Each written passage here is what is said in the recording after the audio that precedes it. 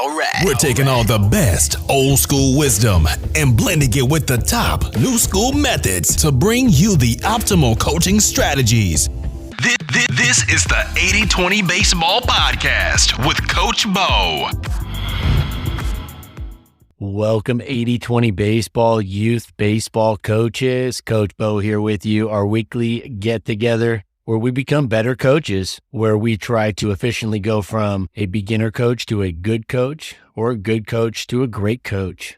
Speaking of great coaches, one of the all-time greats I've mentioned before here on the podcast, John Wooden. I am just about done with a 600-plus page book on John Wooden and got some interesting takes to share with all of us coaches about somebody who is considered one of the all-time top 5 coaches at any level over the last 100 years. And we'll talk about an interesting look at Coach Wooden that I had never heard before. Couple things that really stood out. I'll share those out and how we can learn from those, what we can take from those to be better coaches ourselves. You know, being a good coach, being a great coach, it's not all about the scoreboard. Being a youth coach and taking the job, the role seriously, trying your best, not being perfect, but trying your best, giving it your best, giving it our best. Being a good to great youth coach, youth baseball coach is a great way to give back. We all want to give back. We all want to feel like we are helping our communities. We all want to exponentially spread a positive impact on the next generation. And coaching youth baseball is a great opportunity to do that. And it is a fun platform for us to do all that, to make a positive impact on a group of kids, a group of players that can take that positive impact that we provide, that we facilitate as youth coaches. They can take that example that we've set forth to then go and replicate the positive and productive behavior that we've shown them firsthand, that they're going to firsthand look at that positive and productive behavior so they can be a positive and productive member of society. There's no doubt society, communities could use quality role models. And there's no doubt that the youth today need to see these great examples, these positive role models. And so as youth coaches, we are giving back. Being a youth coach helps your community to be a better place. Taking the position, the role of a youth coach, in this case, a youth baseball coach, is one of the best ways for us to exponentially spread a positive impact on the next generation and throughout society, throughout your communities. So that should pump you up. And that belief right there should put a ton of wind in your coaching sails. And you should be very proud of yourself for being a coach, for volunteering your time. And you can look in the mirror and see somebody who's giving back, who's trying to exponentially spread a positive impact in the community and even further out. Because we know these kids that we're working with are going to spread out outside of the community, at least some of them. Inevitably, we are not just helping make our players better people, we're also helping all the people that they go and help as they get older, as they grow up. So for my Caddyshack fans, we got that going for us, which is nice. If you wouldn't mind leaving a review, a rating only takes 60 seconds. To leave a review shouldn't take more than a few minutes. It would be really great if you could do that. I don't run advertisements on this podcast. I don't solicit products and things like that. So we're almost at 4 years now. I think 1 month from now, we'll be at 4 years. If you could leave a review, a rating, or share it. Sharing it would be the best thing, but a review, if you're getting stuff out of this, which I know you are, if you're checking in weekly with us, a quick rating, that helps out the podcast a lot. Get this positive message out there. We all know the youth baseball community needs it big time, probably now more than ever. All right, let's dig into some things here. We will talk about something we should not do. We should definitely avoid, and we'll talk about that in just a little bit. And we are going to tie in the coaching quote of the week from a coach many of you have heard of. And we're going to tie in the quote of the week, the coaching quote of the week. It's going to be tied together, or I should say tied on, to our discussion about this thing that we should not do going into the season, something we should avoid and avoid each season. I have an announcement I'm pumped up about. I'll share that with you in just a minute. I will share with you a mistake that I made early on as a coach and why it's important to avoid this mistake that I made early on as a coach. But first, I'm almost 43 years old. I missed the 70s by about 13 months, got the gray hairs popping out, but I guess I'm not too old to get feedback from my mom. So my mom listens to the podcast, and I got just a fantastic mom. I owe her so much. She's always been there from day one, and she's still there. So I got on the phone with her, and we were talking the other day. We were on the phone for a good hour, and she's always been a positive, loving mom, never wavered with that. And she's also not afraid to share her thoughts on things if she thinks it can help. And I like when people are like that. And she let me know I was using a word incorrectly. And she did not want me to get notorious for using the word notoriety incorrectly. She's hey, I think you're using that word. And she's nice about it. She knows I was misusing the word notoriety in probably 3 of the last, 40 podcasts. I don't know why that word came to mind. I looked into it. I should have been using the word notable or well-known or famous. So she's super nice about it. She goes, yeah, I think you're using that word incorrectly. And now, knowing that I didn't pay attention in any English class I ever had, I was too busy thinking about sports. I was too busy designing practice plans, batting practice scripts, true story. Well, that's when I knew I wanted to be a coach. Well before I even was a coach, I was designing practice plans, batting practice scripts, and bullpen scripts instead of paying attention to my teachers. Well, of course, I know my track record of paying attention in English classes, so I don't argue at all. And so my mom let me know notoriety, basically famous in a bad way, not a good famous. I thought that was a fun story just to share. As coaches, we're always learning, trying to get better. Now, I may screw up this word notoriety again. I probably should get it right because I grew up a Top Gun fan. I know recently the second version, the sequel of Top Gun came out. Wow, talk about a great movie. Maybe the best sequel I've ever seen, if not the best sequel. It was up there. Now, of course, being a sequel, you're not going against a bunch of heavy hitters, right? Sequels are not nearly as good as the original, but wow, that second Top Gun was amazing. Watch it. If you haven't seen it, you need to watch it with some serious surround sound. And in the original Top Gun, there's a scene in the Navy bar towards the beginning. Some of you know what I'm talking about, where they're in their dress whites, they're dressed up, and Slider and Iceman, Maverick, and Goose are all hanging out.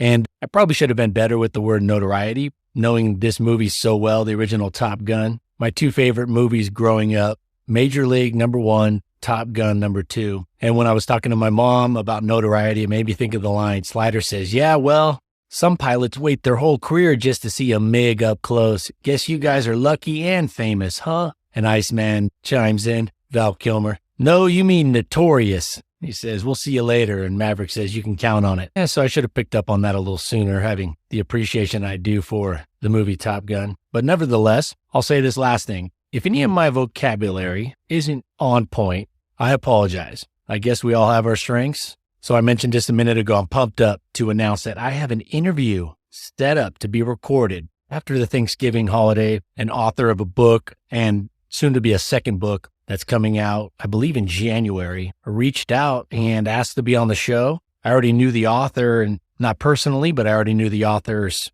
work and the message. So I quickly said, yes, let's do it. And I believe that this topic that we will talk about, we're set to record the first week of December. I usually try to turn those episodes around pretty quick to get them out to you. That interview should be coming out within the next month. And I'm pumped up because we will talk about strategies for working cohesively with parents. And sure, we talk a lot about how to coach between the chalk lines, the paint lines, what have you, how to coach in the dugout, how to coach on the field. But we're going to dive into strategies, specific strategies that can help all of us work more cohesively, more effectively, more productively with parents, keeping everybody feeling good about things, keeping the waters calm. So I think this is such a key topic. And any of you who have coached before, you know this is a big deal. If you haven't coached before, trust me, you won't coach very long before it becomes very apparent that having some strategies, some tools in your toolbox to work cohesively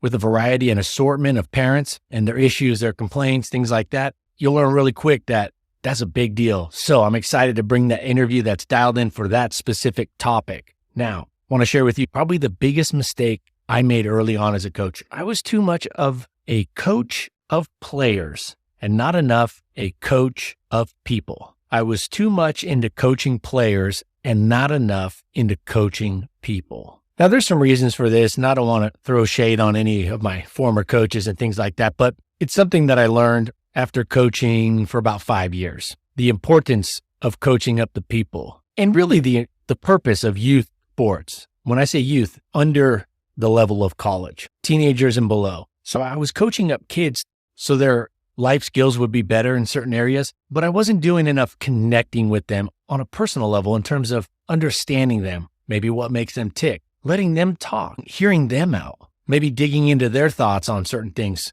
their pitching delivery, their reason for doing this or reason for doing that at practice or out on the field during a game. So the thing that I've learned that I've shifted the most with over the years as a coach is focusing on the people, the kids as humans and the people they will become and the life skills that they need to learn and develop rather than just getting them to throw their fastball more accurately, having a sharper breaking ball, having a better hitting approach, running better drills. Those are great. And those are important because kids' confidence can be a big contributor to how they feel about themselves, their self-esteem. It's not so much about being the best, but just not embarrassing themselves when they go out there.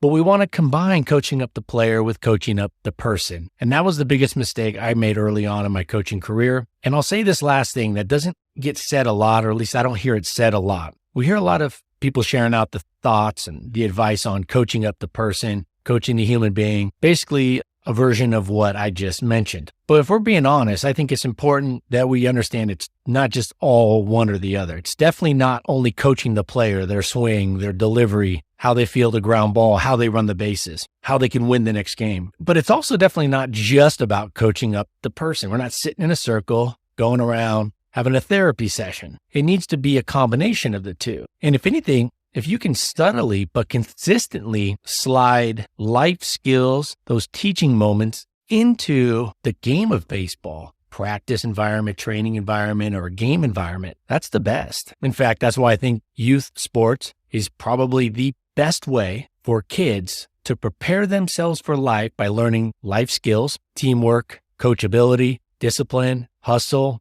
combining that with having fun, So you combine fun with the learning of these life skills. And that's why I think youth sports is the best for all of that. So we want to coach the person and the player, both. We just don't want to get lopsided with either one. If you coach up just the person, you sit around, starts to resemble kind of this therapy and share out and everybody's just talking kumbaya. Well, then they're going to go out and strike out 4 times and they're not going to want to play next year. Players need to have some success. And by having success, or at a minimum intermittent success, playing the game of baseball will keep them coming back insofar as that you coach them up and you coach the person also. You make it fun for them. You make them feel welcome. You make them feel heard. So that's probably the biggest mistake I made early on. I was just like, how do I get this player better and give them the best chance to go play college baseball? So combine coaching the player with coaching the person and a human being. Combine coaching baseball skills with coaching life skills. You got yourself a really good recipe. Speaking of life skills, I am about finished with the book titled Wooden, A Coach's Life, written by Seth Davis, 2014. And it's really the first deep dive I've done into Coach Wooden. I've heard coaches talk about him for years, the pyramid of success. I think I first heard about that almost 30 years ago. In fact, I've been in numerous coaching offices that had the pyramid of success, John Wooden's pyramid of success, framed on the wall. But the book, Wooden, A Coach's Life, really gave an interesting look at Coach John Wooden, who is considered one of the great coaches of all time. Now, here are the few things that I think we can take from it. I mentioned that John Wooden didn't win a championship until his 16th year of coaching. I've mentioned that a few times on here. But did you know he didn't even win an NCAA tournament game until his 14th year? He didn't win a playoff game or an NCAA game until his 14th year. So now, why am I sharing that? Because I know when I got into coaching, you hear about John Wooden, the gold standard. Well, maybe the gold standard has tarnish. It's not as pristine. It's not as sparkly as we all think. And I think this is good going in because this sets our expectations more realistic. And so as a coach getting into the game and you hear people talk about the great coaches, when you start to realize they had losing seasons, they had a lot of struggles, especially early on. John Wooden didn't win a tournament game, essentially a playoff game, until his 14th year. In fact, he didn't make it to the tournament half the time. Last week, I mentioned Bruce Bochy, probably going into the Hall of Fame as a manager, considered one of the greats. He's lost more than he's won. So I think understanding this and keeping a perspective gives us more realistic expectations. In fact, I'm going to make a suggestion in a little bit that maybe we shouldn't even have expectations, because our expectations are probably not going to be rooted 100% in truth or even accurate probabilities, or they're not going to be rooted in a realistic viewpoint or a realistic understanding or a true understanding of how easy it is to be a good coach, how difficult it can be, or even that great coaches struggle. They're not successful all the time. They're not successful with every player. So here are a couple of things that really were shocking. John Wooden is shown in many videos and a lot of pictures with Kareem Abdul-Jabbar, who was known as Lou Alcindor when he played for UCLA. Coach John Wooden called him Lewis. And all the pictures I ever saw growing up, all the articles and things I saw or videos I saw or Kareem talking about him as he got older were kind. They were a kind message about Coach Wooden, always saying nice things. Well, there was a 2-part article that came out, I believe, 1 year after Kareem Abdul-Jabbar went to the NBA, so 1 year after he left UCLA. The article title was, "Going to UCLA Was a Mistake." It wasn't that he hated Coach Wooden. There was a lot of players that felt like he did not care about them as people. In fact, in the book, that statement is made by a lot of former players. Quote, "We just didn't feel like he cared about us as people. He cared about us on the basketball court. He cared about us as players." And I always was kind of led to believe that John Wooden deeply cared about all his players. And maybe he did. Maybe he isn't or hasn't been given enough credit, or the perception hasn't been as accurate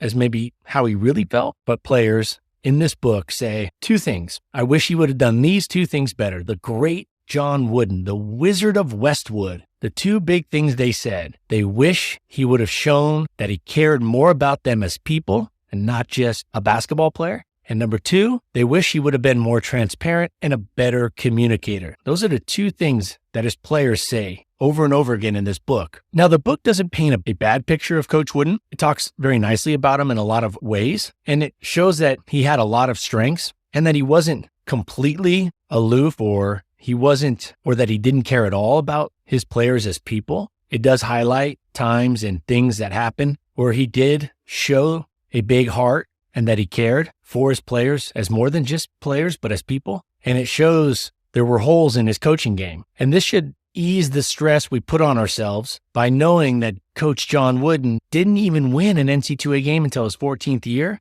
And that he had a lot of players say a lot of things about him that were rather harsh. And also part of it, I think, is sometimes players don't realize how much their coach is helping them by things that they don't always see or don't know that's their strategy, like instilling discipline, not making excuses, humble in defeat. Those were all things he did amazingly well. Lifelong learner, that's something he did amazingly well. Take suggestions from others, his assistant coaches, which we'll dive into in just a second. So there's definitely a lot of great things Coach John Wooden did, and those are all pointed out in the book. But there's a lot of, hey, he did have some holes. He did have some things that he didn't do very well. In fact, there was a senior banquet, end of the year senior banquet. One of the players got up there.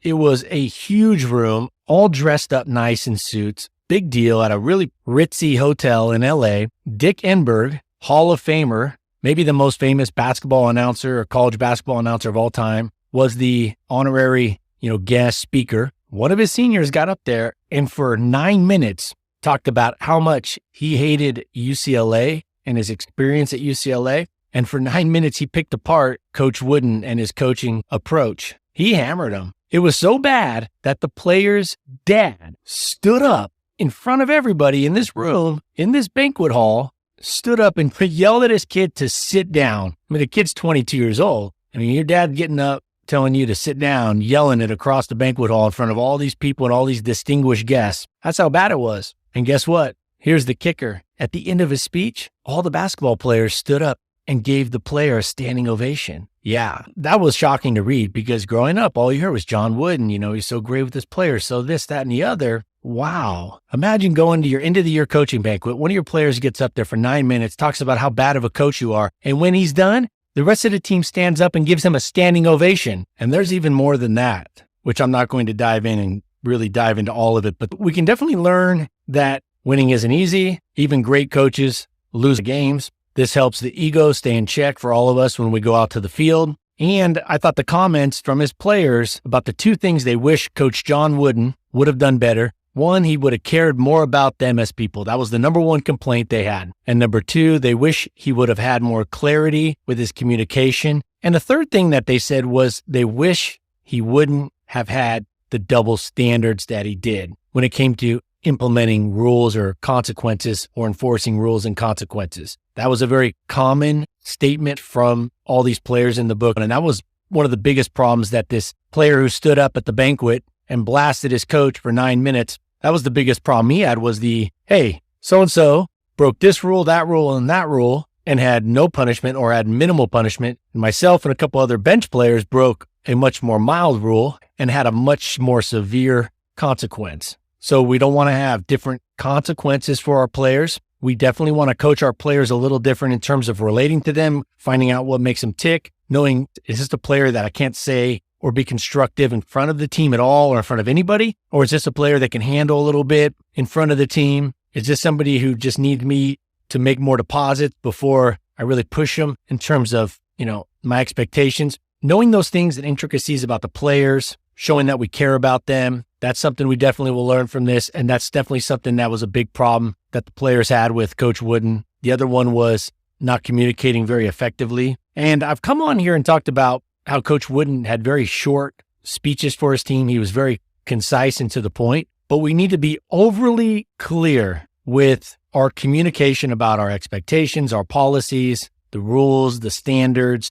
You can't overdo that stuff very easily. In fact, most coaches don't come close to overdoing those things. We'll sit there and talk for 10 minutes about the hitting swing. I think it's a better idea to keep that spiel about the swing or the mechanics for the pitcher, or a base running technique, or when we're coaching up a skill here or there. Keep that to 60 seconds. Keep that to one main point. But when it comes to expectations, communicating standards, making sure there is absolute clarity on those things, it's really hard to say too much. So those three things that we learned from Coach Wooden that his players said he didn't do well. Another thing we can learn is that even the best of the best lose and don't win. 14 years, didn't even win one single playoff game. Here's another one. When Coach Wooden was coaching, the tournament was not 64 teams. In fact, it wasn't even 32 teams. Most of the tournaments that he won, most of the NC2A tournament that he won, and by no means is this bashing his record, because he would go undefeated. So it wasn't like he was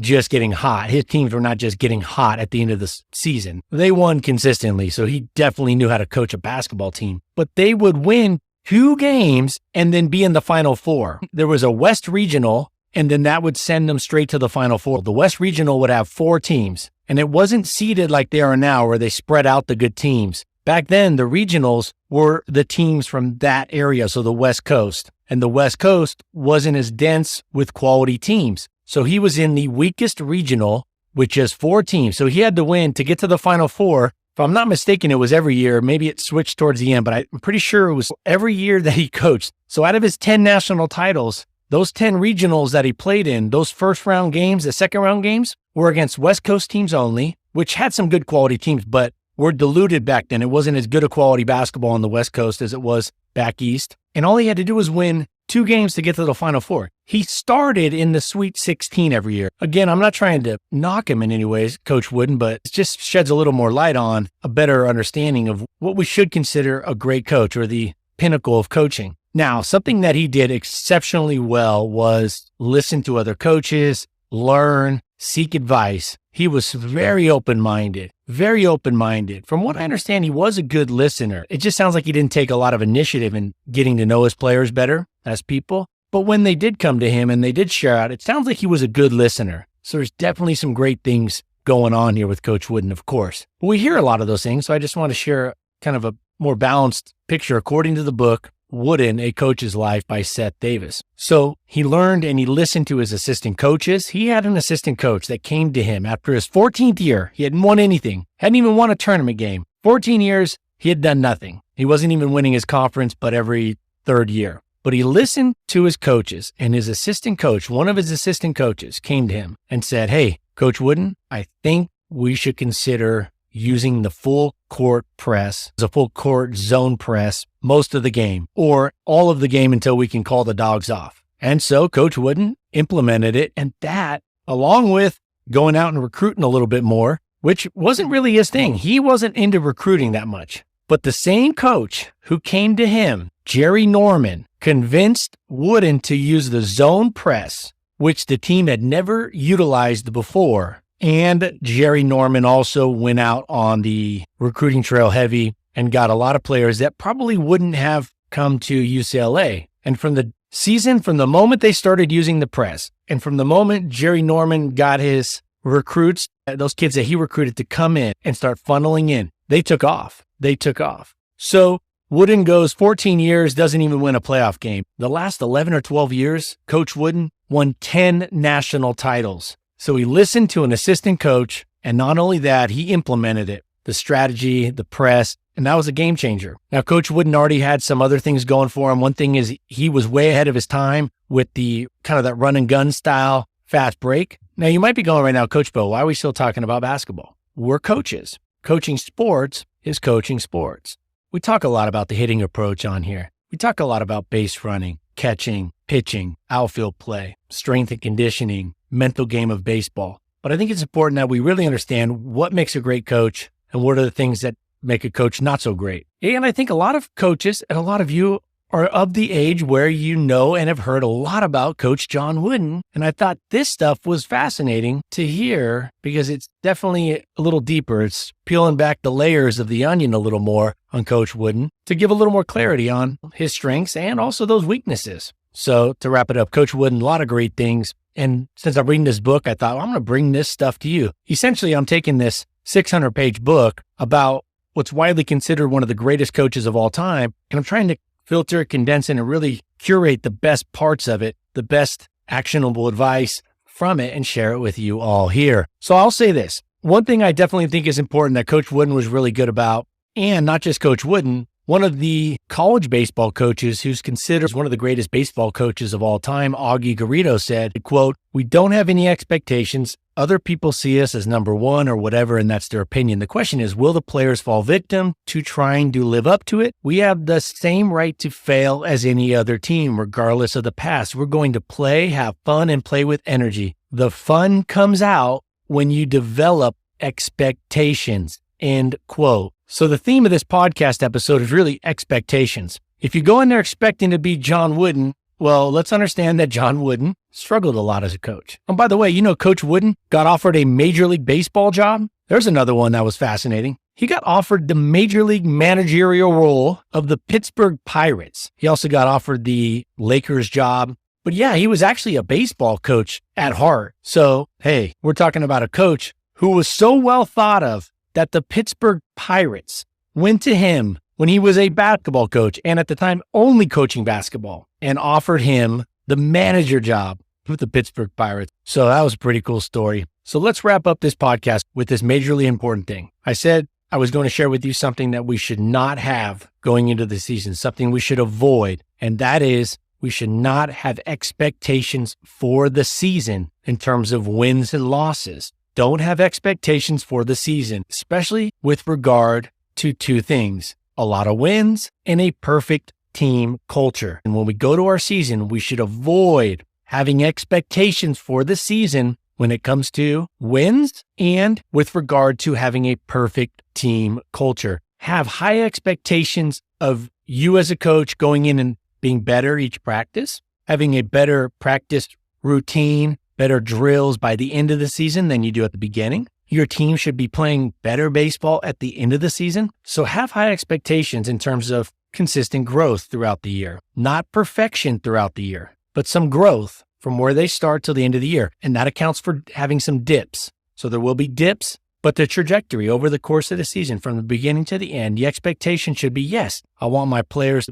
to be hustling more. I want them to leave dugouts cleaner. I want them to know the game better. I want them to be a little bit better at the plate, a little bit better on the mound, a little more consistent with ground balls and fly balls, a little bit quicker with their decision-making on the bases and a little more accurate with that decision-making. I want this to be a fun season overall. Those are some great expectations, but let's not set the expectations for winning and having a perfect team culture. Human beings, we're not perfect. Things aren't always going to be perfectly cohesive. That's normal. We need to have that expectation. Augie Garrido, the late great Augie Garrido, said, the fun comes out when you develop expectations. He's talking about the expectation of winning or finishing number one. And John Wooden, Coach Wooden, was the same way. He talked about this, and it's in the book at length about he did not like being ranked number one. He didn't like having these undefeated records because he felt that the expectations were not fair of his players and their expectations of themselves were not realistic. And it helps keep us grounded.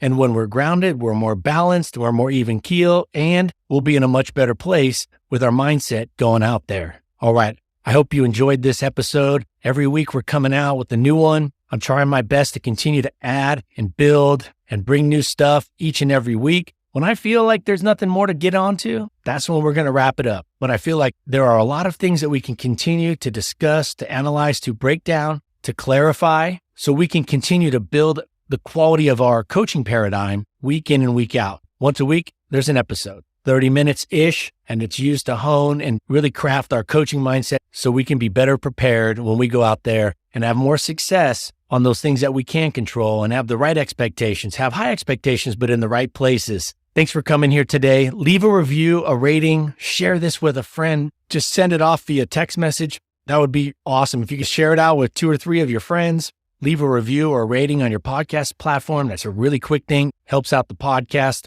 And until next week, take care of your health, your family, your close friends, and the baseball community, which you're doing by showing up here and trying to be a better baseball coach. Now, go out there with this to the field, to your team, to your kids, your kid, your players, and do your best to put it into action. Have realistic expectations, or if anything, don't have expectations for certain things and only for things that you can control. Be proud of yourself for being a coach, for taking on that role. You should be super pumped and proud to take on the role of coaching because it gives you a firsthand chance, a frontline chance of making a really big impact. And before I sign off, next week, we're going to start a 5-part series that will reverse engineer. We're going to reverse engineer the common mistakes youth baseball coaches make and how to build up our coaching game so we don't just avoid those mistakes, but excel in the other direction. So next week, we're going to start a 5-part series, reverse engineering the common mistakes that youth baseball coaches make and how to build up our coaching game so we don't just avoid those common mistakes, those big mistakes, but excel in the other direction. So I look forward to seeing you back here next week when we start that 5-part series. And until then, adios. This has been the 80-20 Baseball Masterclass. Take it to the field.